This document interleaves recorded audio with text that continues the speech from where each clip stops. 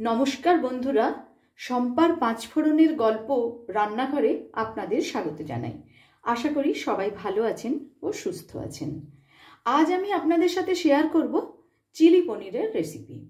এই চিলি পনির বানাবার জন্য আমি এখানে নিয়েছি 200 গ্রাম পনির, নিয়েছি 2টো ক্যাপসিকাম ডুমো করে কাটা, 2টো পেঁয়াজ ডুমো করে কাটা, নিয়েছি 3 রকমের সস। আমি একটা ব্যাটার তৈরি করে নেব। প্রথমে ব্যাটার তৈরি করার জন্য আমি এখানে 2 চামচ কর্নফ্লাওয়ার দিয়েছি, দেব কিছুটা গোলমরিচের গুঁড়ো, আর দেব হাফ চামচ মতন লবণ।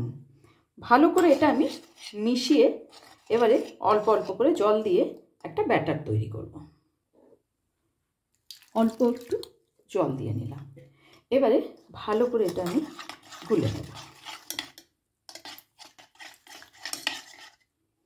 অল্প অল্প করে জল দিয়ে ব্যাটারটা আমি তৈরি করে নিয়েছি। এই রকম একটা ঘনত্বের ব্যাটারটা তৈরি হয়েছে। এবারে আমি পনিরটা টুকরো টুকরো করে কেটে নেব। একটা ছুরি দিয়ে আমি ভালো করে পনিরটাকে টুকরো টুকরো করে কেটে নেব। পনিরগুলো আমি এইভাবে টুকরো করে কেটে নিয়েছি।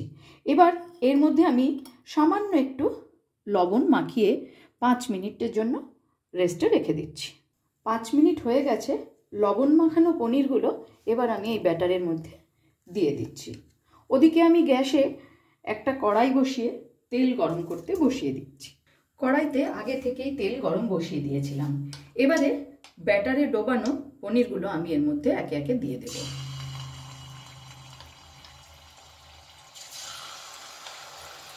আমার রান্না যদি আপনাদের ভালো লেগে থাকে অবশ্যই ফলো ও লাইক করে আমার পাশে থাকবেন। আর যারা আমার চ্যানেলটি এখনও সাবস্ক্রাইব করেননি তাদের কাছে অনুরোধ রইল চ্যানেলটি সাবস্ক্রাইব করে পাশে থাকা বেল আইকনটি অবশ্যই প্রেস করবেন, যাতে আমি কোনো নতুন রেসিপি দিলে আপনাদের কাছে নোটিফিকেশন পৌঁছে যায়। হালকা করে একটু ভেজে এগুলো আমি তুলে নেব।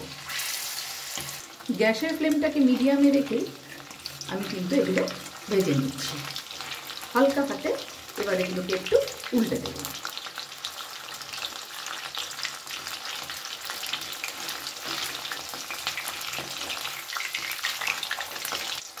পনিরগুলো বেশ সুন্দর করে ভাজা হয়ে গেছে। এবার এগুলোকে আমি নামিয়ে নেব। বাকি যে পনিরের টুকরোগুলো রয়েছে সেগুলোও আমি একে একে তেলের মধ্যে দিয়ে দেব।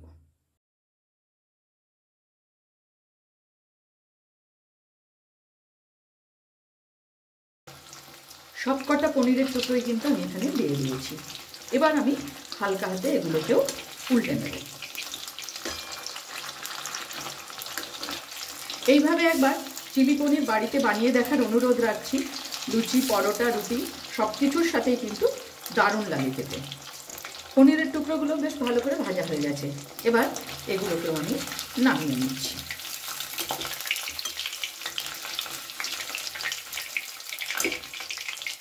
এতটা তেল আমার লাগবে না, তাই তেলটাকে একটু কমিয়ে নেব। তেল কমিয়ে নিয়েছি। ওই তেলের মধ্যে আমি দিয়ে দিলাম ডুমো করে রাখা ক্যাপসিকাম।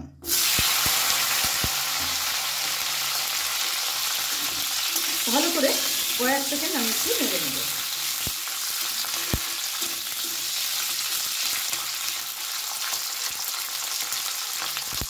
পনিরের টুকরোগুলো যে ব্যাটারের মধ্যে দিয়ে আমি ভেজেছিলাম সেই ব্যাটার সামান্য একটু বেঁচে গেছে।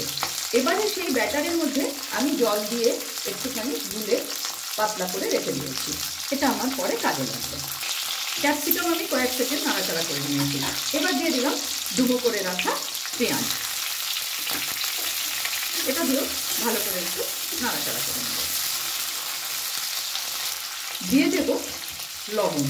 লবণটা আমি এখানে খুব সামান্যই ব্যবহার করব। দিয়ে দিচ্ছি 1 চামচ মতো আদা রসুন বাটা, আর দেব 1 চামচ মতো লঙ্কা গুঁড়ো। গ্যাসের ফ্লেমটাকে একদম লোতে রেখে সামান্য কিছুক্ষণ ধরে নাড়াচাড়া করে একটু মশলাটা কষিয়ে নেব।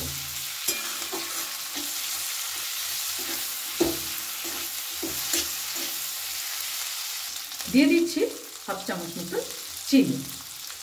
এবারে আমি খুব ভালো করে আবারও চিনির সাথে মশলা এবং সবজি মিশিয়ে গ্যাসের ফ্লেমটা লোতেই আছে, ঢেকে দেব প্রায় 1 মিনিটের জন্য। প্রায় 1 মিনিট মতন হয়ে গেছে।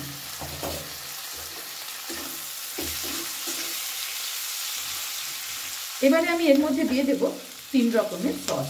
দিয়ে দিলাম 1 চামচ রেড চিলি সস, দিয়ে দিচ্ছি 1.5 চামচ মতন সয়া সস, আর দিচ্ছি 2 চামচ টমেটো সস। ভালো করে সব মিশিয়ে নেব।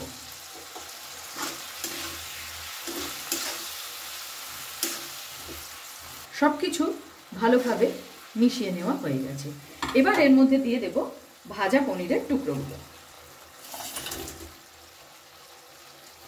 খুব হালকা হাতে মিশিয়ে নেব।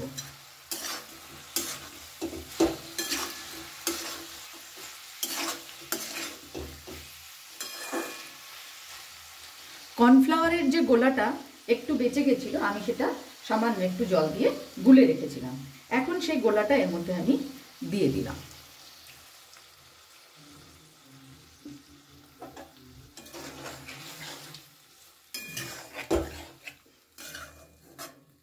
ঢেকে দেব প্রায় 1 মিনিটের জন্য, গ্যাসের ফ্লেমটাকে একদম লোতে রেখে। 1 মিনিটের মতন হয়ে গেছে। চিলি পনিরও আমার একদম তৈরি। ওপর থেকে ছড়িয়ে দেব সামান্য একটু রোস্টেড তিল। এবার এটা আমি নামিয়ে পরিবেশন করব। খুব সহজে তৈরি করে নিলাম চিলি পনির। ভিডিওটি আপনাদের কেমন লাগলো অবশ্যই কমেন্টস করে জানাবেন। আজ তাহলে এই পর্যন্তই। দেখা হচ্ছে সামনের ভিডিওতে অন্য কোনো রেসিপির সাথে। ভালো থাকবেন, সুস্থ থাকবেন।